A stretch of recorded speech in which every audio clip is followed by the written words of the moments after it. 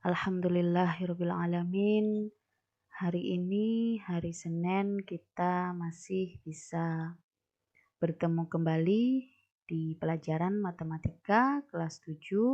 Semoga kalian semua diberikan kesehatan dan bisa meluangkan waktu untuk mengikuti materi hari ini. Hari ini kita masih masuk di bab perbandingan ya. Oke.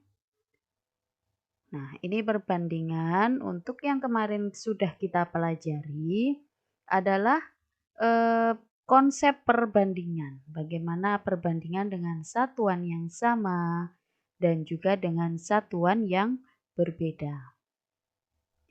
Nanti kita di dalam perbandingan akan membahas 4 hal ini.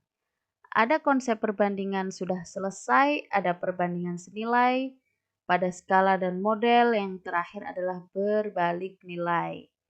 Karena tujuan dari pelajaran perbandingan ini adalah kita bisa membedakan mana yang perbandingan senilai dan juga perbandingan berbalik nilai. Oke, lanjut saja. Silahkan dibuka LKS halaman 9 jika ingin mengikuti sesuai dengan buku yang kalian punya. Perbandingan senilai. Apa itu perbandingan senilai? Kita perhatikan contoh berikut, yaitu tabel yang menunjukkan perbandingan antara banyaknya buku dan harganya. Ini adalah tabel yang akan membantu kita mengetahui apa itu perbandingan senilai. Ada banyak buku dan juga harga buku, jadi satuannya berbeda. Ada yang di sini adalah berapa buah banyaknya, yang di sini berapa rupiah. Jadi dia berbeda satuan ya. Kita lihat, ketika banyaknya buku adalah 1, harganya 1.500. Ketika bukunya ada 2, harganya 3.000. Ketika bukunya lebih banyak lagi, harganya juga lebih banyak lagi. Jadi ketika satuan yang satunya di sini besaran, di sini dia meningkat dari 1 ke 2 ke 3, tidak mesti urut ya. Maka yang satuannya yang satu lagi, yaitu rupiahnya atau besarannya, dia juga meningkat dari 1.500 menjadi 3.000, 4.500, dan selanjutnya. Maka dari sini, ini adalah salah satu contoh perbandingan senilai. Apa yang bisa kita simpulkan? Jika besaran pertama nilainya semakin besar, 1, kedua, ketiga semakin besar, maka besaran yang kedua yang memakai rupiah nilainya juga semakin besar. Kita lihat di sini apakah ada harga yang turun. Maka karena harganya semua sama naik, ketika bukunya juga naik, atau bisa juga sebaliknya, bukunya semakin sedikit, maka harganya juga semakin kecil. Maka itulah yang disebut dengan perbandingan senilai. Oke. Selanjutnya kita akan memisalkan dari contoh ini, kita akan membuat sebuah rumus tentang perbandingan senilai. Kita umpamakan di tabel yang pertama ada satu buku harganya 1.500. Satu buahnya saya misalkan sebagai A. Sedangkan harganya 1.500 saya misalkan sebagai P. Maksudnya gimana? Kita lanjut permisalan yang kedua. Ketika bukunya juga bertambah menjadi 2, dia urut dari A ke B. Kalaupun di sini 5, selama itu adalah angka selanjutnya dari yang diinginkan di dalam soal, maka dia sama-sama juga B. Maka yang di bawah 3.000-nya kita anggap sebagai Q karena dia setelah P. Walaupun nanti di sini A-nya 1, B-nya di sini umpama di tabel langsung 5, enggak masalah. Oke. Maka inilah rumus yang berlaku pada perbandingan senilai ini. Loh kok beda? Ini A per P, di sini kok A per B. Nah, ini yang perlu dilihat. Jadi ketika membandingkan ada soal perbandingan senilai, tulis yang sama dulu besarannya. A dengan B, 1 dengan 2, atau bisa 1 dengan 3. Yang penting dia sama-sama buku, itu dijadikan pecahan. Lalu selanjutnya P dan Q ini besaran yang kedua harus sama. Ketika A-nya 1, maka yang P-nya diambilnya ya yang 1.500, jangan yang 3.000, harus sama. Ini kalau bentuk soalnya adalah tabel seperti ini. Q, B gandengannya juga dengan Q, yaitu B-nya 2, Q-nya 3.000, jadi dia nyamping. Oke, ingat ya, satu besaran di satu sisi, besaran yang kedua di sisi yang lain. Kita memakai contoh soal. Bu Fatma setiap hari berjualan tahu goreng. Untuk menggoreng 25 tahu, Bu Fatma membutuhkan 0,5 liter minyak goreng. Nah, ini pusing ya kalau ada desimal seperti ini. Ini sama saja dengan setengah liter. Oke. Nah, pada suatu hari, Bu Fatma menambah jualannya menjadi 75 tahu. Aslinya 25 tahu setiap hari, ditambahi menjadi 75 karena ada pasar malam. Maka berapa liter minyak goreng yang dibutuhkan untuk menggoreng 75 tahu?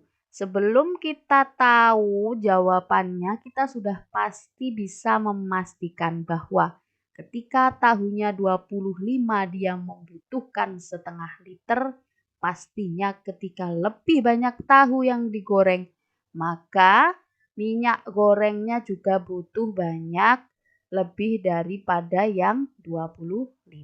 Bagaimana cara menyelesaikannya?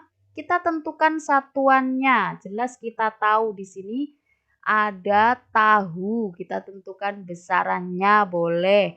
Namanya tahu sama liter. Jadi banyaknya tahu atau kalau yang tadi banyaknya buku dengan banyaknya uang, kalau di sini banyaknya minyak goreng. Oke, kita tentukan yang tahu adalah A, tahu yang kedua nanti B, tahu yang ketiga C, dan yang lain sebagainya. Kita di sini karena ada hanya dua perbandingan, yaitu ada 25 dan 75, maka di sini A, yang kedua adalah B. Yang P apa yang P? Yaitu minyak goreng. Nanti untuk minyak goreng yang kedua adalah Q-nya. Maka kita masukkan rumusnya. A per B sama dengan P per X. Kenapa saya ganti X? Biar tidak bingung bahwa X ini adalah yang akan kita cari. Kita masukkan besaran yang pertama, yaitu 25 dan 75. Selanjutnya P-nya sesuai yang 25 tadi gandengannya 0,5 per X yang akan kita cari. Lalu seperti apa selanjutnya? Kita sederhanakan. 25 dan 75 agar tidak terdapat angka yang besar, kita buat menjadi lebih sederhana. Kita kecilkan menjadi 1/3. Sama-sama dibagi 25. Di sini tetap ya, karena dia tidak bisa dikecilkan. Selanjutnya saya tulis kembali yang ada di bawah. Kita kali silang. 1 kali X, 3 dikali 0,5. 1 kali X berapa? X sendiri yaitu 1X, maka 1 tidak perlu ditulis, kita tulis X saja. Lalu 3 dikali 0,5. Ini kali ya, titik ini kali, karena nanti kalau kali sama dengan tulisan X ini. Kita kalikan 3 kali 0,5. Kita dapatkan X-nya yaitu 1,5. Kita kembalikan lagi. X-nya tadi apa sih? X-nya adalah minyak goreng yang dibutuhkan untuk menggoreng 75 tahu.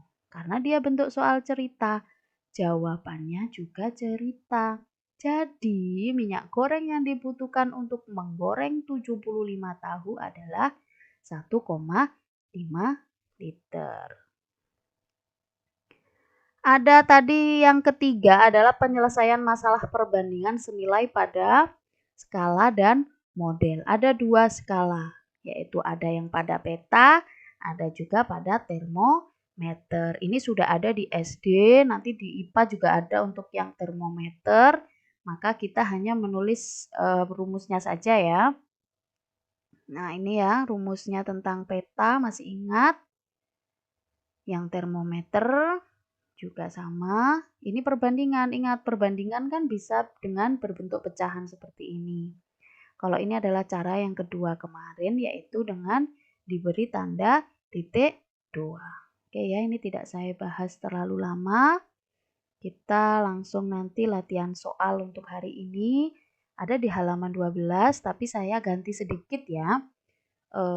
Saya lebih banyak ceritanya, cuman masih sama angkanya, masih sama, yaitu tentang 20 ekor sapi dengan 100 liter. Jadi nanti gak usah bingung, di sini adalah satuan atau besaran yang pertama, ini besaran yang kedua. Ini nanti bisa jadi A-nya, ini jadi P-nya. Oke, ini A yang kedua dan nanti dilihat. Nah, di sini yang berbeda, nanti di sini ada kata-kata Andi. Andi ini anaknya Pak Lukman. Dia mengatakan sapi akan menghasilkan susu yang lebih banyak. Maka kalian bisa menentukan apakah memang ketika sapi Pak Lukman tinggal 10, susunya lebih banyak daripada 100 liter. Pakai logika dulu, jadi biar tahu nanti jawabannya kira-kira sesuai apa enggak. Kalian disuruh memilih setuju atau tidak setuju. Lalu berikan alasan. Lebih baik kalau memakai hitungan kita dapatkan berapa susu yang didapatkan, atau sampean punya alasan-alasan yang lain. Yang jelas saya nilai dari mana sebesar apa usaha kalian untuk membuktikan pernyataan kalian. Oke, terima kasih. Hanya itu yang bisa saya sampaikan. Semoga materi hari ini bermanfaat bagi kalian semua.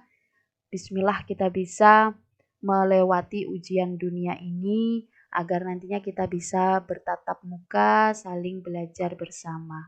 Terima kasih. Saya tutup. Assalamualaikum warahmatullahi wabarakatuh.